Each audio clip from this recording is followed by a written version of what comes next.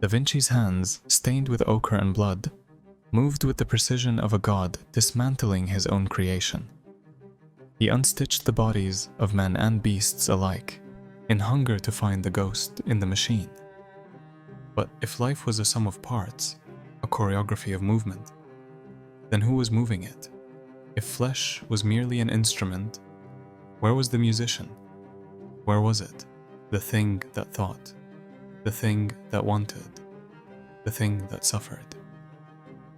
He dug into the guts of birds, searching for the place where flight began. Not the wings, not the hollow bones, but the spark. The reason a bird wants the sky. He examined the eyes of cattle, the tongues of lizards, the coiled intestines of men, following each thread like Theseus in the labyrinth, hoping to find, at the center, the minotaur of selfhood. Instead, there were only parts, magnificent, complex, divine in their engineering, but cold. He saw how a tendon tugged a finger, how lungs inflated like bellows in an old forge, but none of it answered the question. Was the soul an organ, a vapor, a trick of motion, like a flame that believes itself to be a thing rather than a process? He was not content with merely drawing what the eye could see. He wanted to know why it could see. He traced the optic nerve back into the brain, wondering, where does the world become perception? Is sight merely a reflection of light upon the retina? Or is there something behind the eyes? Something that watches the watching? The soul, the self, the observer. It was always one layer deeper, retreating like a shadow under the blade. Leonardo was dissecting something far greater than bodies. He was dissecting reality itself.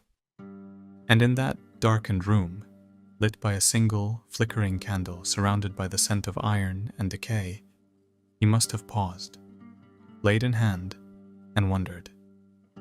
Was he, too, merely a system of moving parts? A machine mistaking itself for a man? Or was there something beyond the flesh?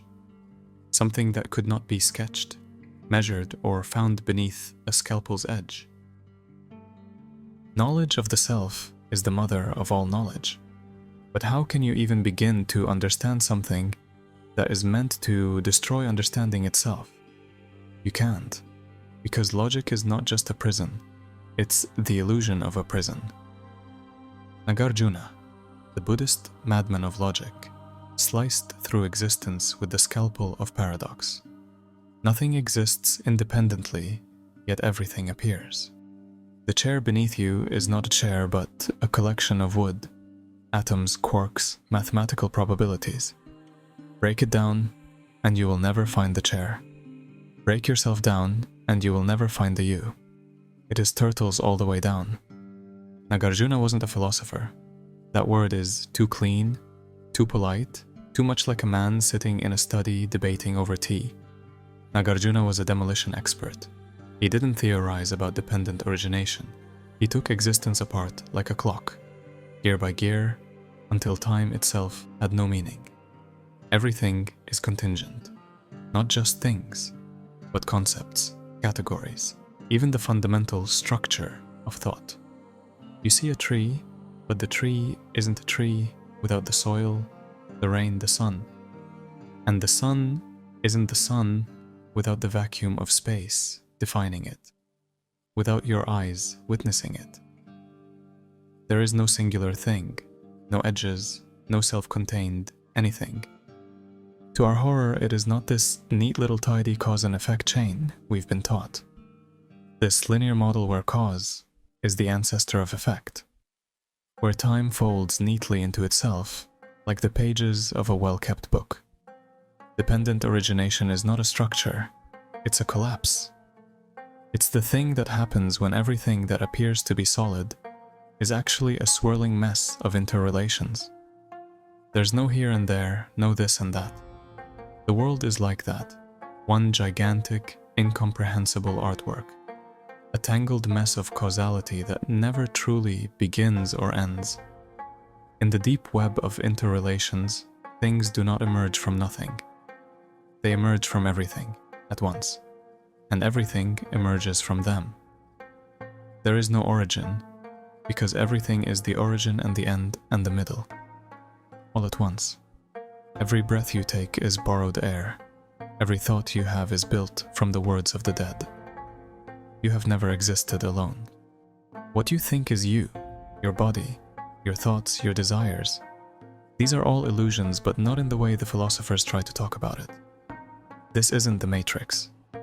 His teachings are not for the faint of heart. They are a knife through the heart of reality.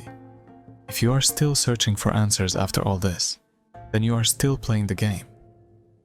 But if you are no longer seeking, if you are no longer chasing the rabbit of certainty, then you have already understood the greatest paradox of all, that the question itself is the answer, and the answer is not in any answer, it is in the absence of one. He was a deconstructionist before the West even dreamed of Derrida, a Zen trickster before Zen had fully become Zen, a razor disguised as a man.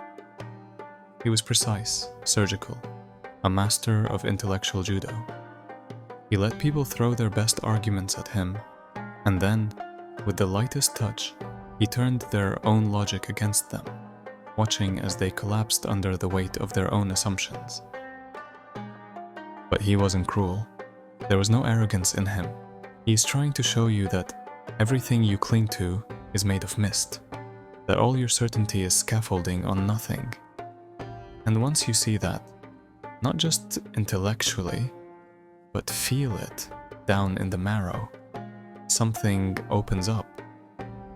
A kind of liberation, a freedom from the desperate need to grasp onto something solid.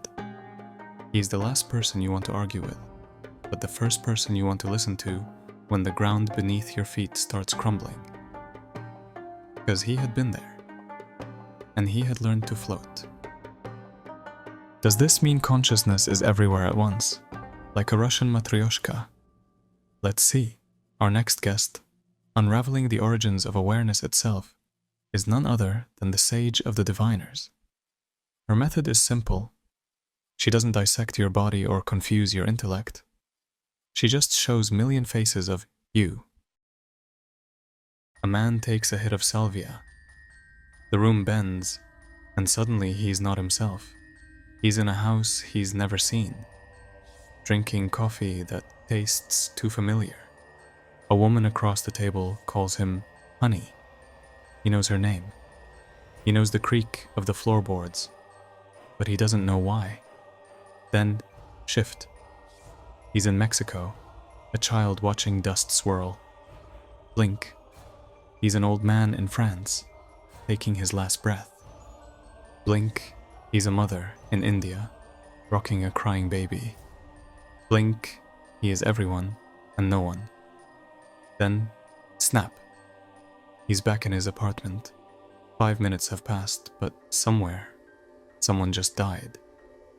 This kind of experience, suddenly living as someone else, fully immersed in their memories, body, and emotions, is a known phenomenon with Salvia.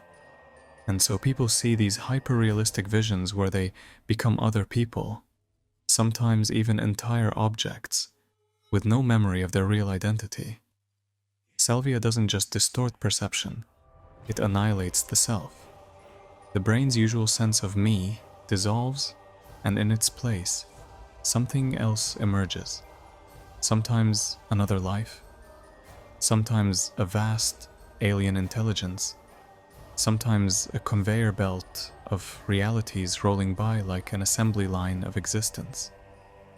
Some believe it's just the brain scrambling data, but others, especially those who experience detailed lives of strangers, start wondering, what if these aren't hallucinations? What if they're memories, drifting in the space between minds, between time, between selves? Da Vinci traced the human form in such exquisite detail because he was trying to decode the blueprint of consciousness. Then, like a shadow, comes Nagarjuna, spinning on the axis of emptiness, a magician of logic. He says, "Everything originates from each other, and the only way to understand this is to go mad." Eventually, we slip into the world of Salvia, leaf that is a doorway to madness. A wild ride through the fourth dimension where consciousness is splattered across time like graffiti on the walls of the universe.